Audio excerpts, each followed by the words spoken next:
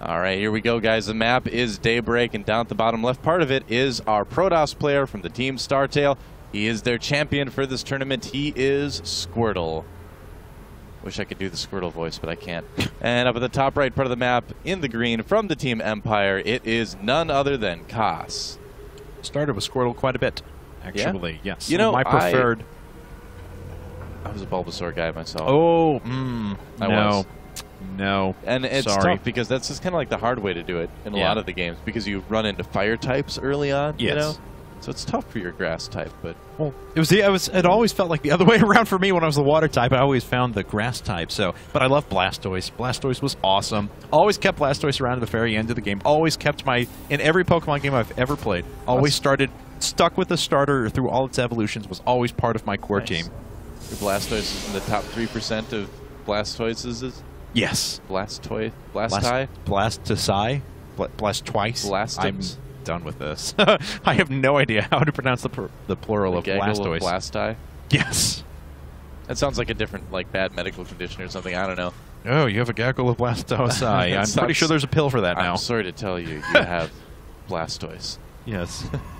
Oh, God, doctor, tell me it isn't so. How long do I have to live? Well, having Bulbasaur actually sounds worse. That's not so bad. Yeah. Pretty normal opening from both of these guys so far. We've got the good old 12 barracks, 14 gas right now from Kas, and normal opening from Squirtle as well. Yes. So no sort of cheesy shenanigans going on at the start of this game or anything like that. No, we're just waiting on 2 more racks for Kas now. Yep. You know, I'm glad he did that, though, because, again, in a best-of situation, you always want something that's just going to keep your opponent on their toes, and it probably has done just that. Squirtle, of course, has been going into a, let's see if he does the same thing here. We're at Cybernetics Core, and then second gas a little ways into this, and a Sentry Expand. That has been his preferred build so far. Now, he did wall off very, very quickly, Kas, that is, this game. So I wonder what he has planned here. That was a very, very quick second supply depot, actually. So makes me wonder if he's got something a little bit tricky in mind for this. He knows that Squirtle's probably going to want to play a pretty long game. Looks like he's going for a similar opening to what we've seen before. So Kas may want to actually get in there, and do something a little bit more aggressive.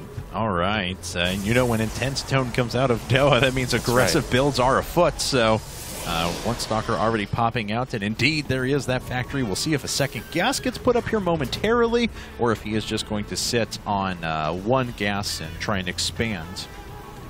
Yeah, we'll have to see. Could be a couple different things. Could just be regular Banshees without Cloak or anything like that into an expand. So it may not be a 1-1-1 all-in. It could even be like a Marine Tank expand, too. We've been seeing a good amount of those in TVP. Not necessarily on this map quite as much, but we have seen them from time to time. I think it is going to be 1-1-1, though, since there's no second barracks or anything like that coming up. And it looks like Hellions. And there's a starport. Will be a starport. Yep, there it is. Okay, so Marine Hellion drop of sorts.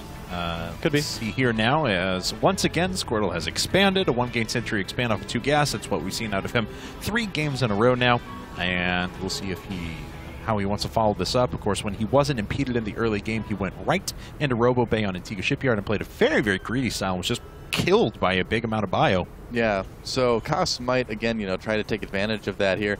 And this would be a good way to do it. You can drop your Hellions in the base as you push with Marines from the front if he decides to go for that type of thing. Take out the sentries that are on the high ground. They are light units, so the Hellions do quite well against them.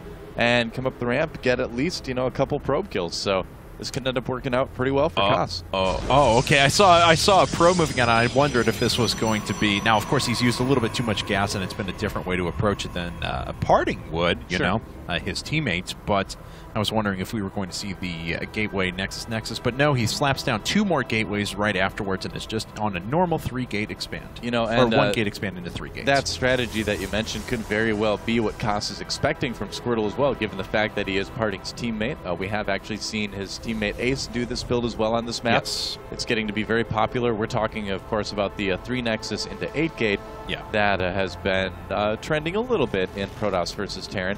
But, of course, we know that Squirtle hasn't gone for it, but the build from Kas could have that in mind with kind of how he's doing it.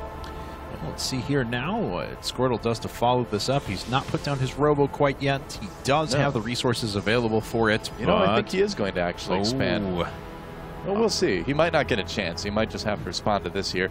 As here comes the drop from Kas. Yeah, already force shielding out a few of the Hellions up at the front, but he doesn't have anything in against the Marines that are running into the main. Oh man, Squirtle had no idea, and he lost a good amount. And the Hellions just barely squeezing by. 2 of them bite the dust there. Yes. But look at this. And will he be actually able to possibly kill the Nexus here? Well, I don't know. Let's see how quickly the units start shifting back. Looks like they're going to move right now. You know, I think if he would have focused on it right away, he may have had a chance. But no, he's just going to kill a couple pylons and then get out of there. And yeah, killing that last probe. I've trained all my life for this moment. The medevac is going to scoot away with 7 Marines still inside of it. Interesting that he went for the pylon that wasn't powering all the buildings of Squirtle, too. I think he was kind of microing those Hellions a little bit more, and if he would have microed the Marines in the main, he could have been able to do a little bit more damage, but as it is, still not a bad start for Kas. Now Squirtle moving over into the Robo phase as probe tries to make its way in. Unfortunately, it's actually just outside of the range of the bunker. Kas picks up on it, though, and he's going to move away. This probe takes a little bit of damage, but is able to sneak away from there. Taking a look now, Raven just popped out for Kas. Now that's interesting, because we do have an expansion coming out. This is going to kind of help him stay safe if he kind of sits on it, lets point defense, drone energy build up. If there is any sort of early gateway push coming from the Protoss player, that'll nullify the Stalkers for a short time at least. That'll help him survive just a little bit longer. It looks like he's got a lot of minerals saved up too. I wonder if this is going to be more barracks or if it's going to be a command center. Well, he does have a couple more barracks ready to start popping out some units here in just a second. Yeah. Command center is already done, and he did save up enough gas so we could go right into siege tank and siege mode at the same time. Unfortunately, just sacrificing an SCB in the middle. Oops, it does happen. Yep. Life is rough. That's true. As we saw, I apologize. He tried to drop one more time, but Squirtle is on top of that. He drives away that medevac without it doing any damage, really, at all. All right, so both players more or less at a stalemate right now. Neither one really able to attack each other. Both just kind of sending in some units to do some scouting here, as we can see. And the Zealot picks up on the siege tank, which is kind of nice for Squirtle to note. We'll see how he wants to deal with it. He is putting up his robotics bay. Yeah, going for Colossi is usually one of the best things you can do to handle a strategy like this, so that's exactly what we're going to see Squirtle do. You know, the other thing, too, is that he may not be... It seems like he's been preparing for this for a while. I've got a feeling it wasn't a huge shock to see that tank, you know, after seeing the Hellion and the medevac and everything like that as well. It's a pretty natural transition, so... Yeah, he was probably getting started for that as well already. Marine Marauder tank and Stem just coming up right now. Already a couple of, or one Immortal popping out along with Double Forge. So once again, Squirtle going to prioritize upgrades. Oh, Raven spots the Observer though. That guy has to run away, and it looks like the Observer will just barely make it out of there. Nice little benefit as well in having that Raven out.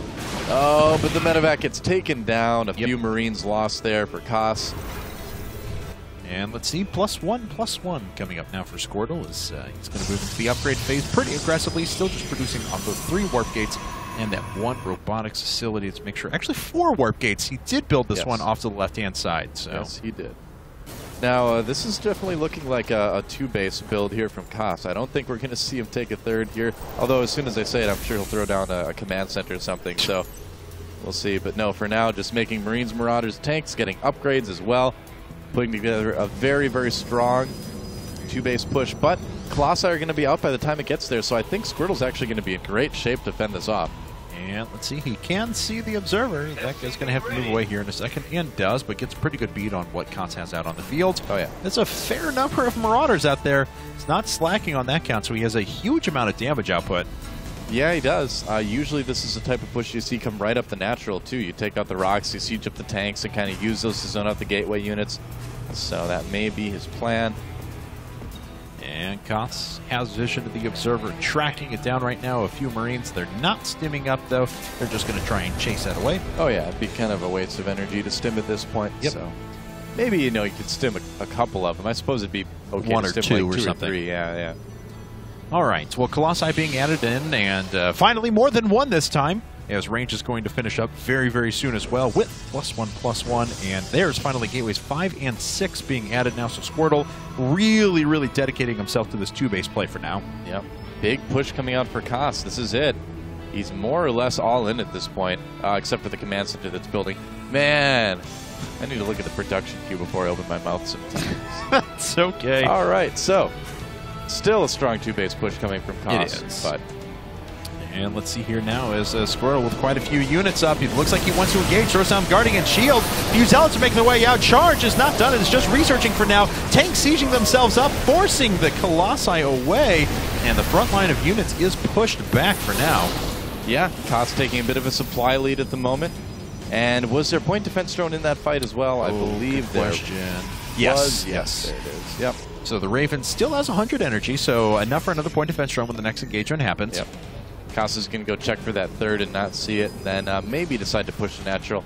At the very least, this is going to help him take a fairly secure third base behind all this. He is starting Viking production now as well. Look at that, Squirtle really on top of things, checking for that third himself as well. Yes.